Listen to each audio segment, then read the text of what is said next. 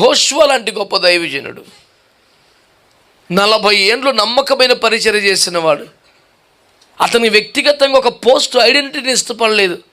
మోషే పరిచారకుడైన యెహోషువ ఆ మాటకే ఇష్టపడ్డాడు.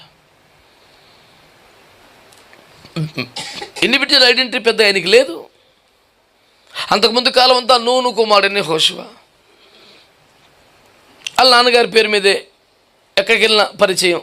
ఆ తర్వాత మోషే పరిచారకుడైన యెహోషువ. నా బతుక్కి నాకు సొంతం ఏమీ లేదా, ఎప్పుడు ఏదో ఒక దాపు చేరి దాని మీద బతకటమేనా అని అసలు ఫీల్ అవ్వలేదు అబ్బాయి.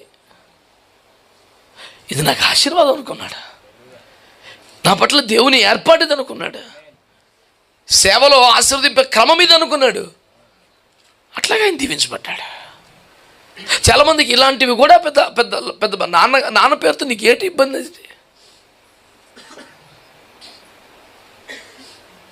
అమ్మ పేరు చెప్పడానికి, నాన్న పేరు చెప్పడానికి, అమ్మ ఫోటో చూపించడానికి, నాన్నను పరిచయం చేయడానికి ఇబ్బంది పడే కొడుకులు కానీ కూతురు కానీ ఉంటే,